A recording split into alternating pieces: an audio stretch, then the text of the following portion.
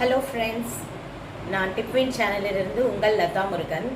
என்னோடய சேனலில் நான் 2-3 வீடியோஸ் அப்லோட் பண்ணியிருக்கேன். அது என்னோடய சிஸ்டரோட பார்லர். அவங்க நிறைய ஆஃபர்ஸ் கொடுக்குறாங்க. நீங்கள் சேனலில் போய் பாருங்கள். இப்போ நான் உங்களுக்காக ஒரு சின்ன ஹெல்த் டிப்ஸ் கொடுக்கலான்னு இருக்கேன். இது எனக்கு காஃப் இருக்கும் பொழுது நான் ட்ரை பண்ண டிப்ஸு உங்களுக்கு கொடுக்கலான்னு இருக்கேன். ட்ரை பண்ணி பாருங்கள். ஃபஸ்ட்டு டிப்பு, நான் சில பேருக்கு சூட்டுனால இருமல் வரும். அதுக்கு நீங்கள் தனியா, காஞ்ச திராட்சை, பனங்கற்கண்டு 3த்தையும் போட்டு நல்லா கொதிக்க விடுங்க. ஒரு கிளாஸ் தண்ணி ஊற்றி நல்லா கொதிக்க விட்டு அரை கிளாஸ் ஆகும்போது அதை வடிகட்டி குடிச்சிங்கன்னா சூடு தணிக்கும், உங்களுக்கு இருமலும் சரியாகும். இன்னொரு டிப்ஸ் சொல்லணும்னா, ஆடாதொடை மணப்பாகு. அது சித்தா மெடிசன் ஷாப்பில் கிடைக்குது. நீங்கள் அதை வாங்கியும் நீங்கள் எடுத்துக்கலாம். அதை எடுத்தாலும் கொஞ்சம் நல்லாவே கேட்குது. இன்னொரு டிப்ஸ், டிப் 3 அதிமதுரமும் சித்தா மெடிசன் ஷாப்பில் கிடைக்கிது. நீங்கள் அதிமதுரத்துக்கு கூட தேன் கலந்தும் சாப்பிடலாம்.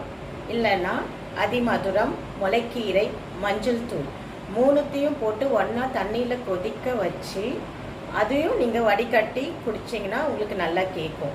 அதே மாதிரி இரும்பல் இருக்கும் பொழுது நீங்கள் மிளகும் தேனும் மிக்ஸ் பண்ணி வச்சுட்டு அப்பப்போ அதை வாயில் போட்டு நாக்கில் தடவி விட்டுட்டு அந்த சலைவாவோடு நீங்கள் சாப்பிடும் பொழுது உங்களுக்கு இரும்பல் கேட்கும். இப்போது வெளியில் போகிறவங்களுக்கு, ஆஃபீஸ் கோயிங்க இல்லைன்னா ஸ்கூலில் பசங்களுக்கெல்லாம் போகும்போது இரும்பல் ரொம்ப வரக்கூடாது, கொஞ்சம் கண்ட்ரோல் பண்ணணும் அப்படின்னு நினைக்கிறவங்க ஏலக்காவை வாயில் அடக்கிட்டு போகலாம்.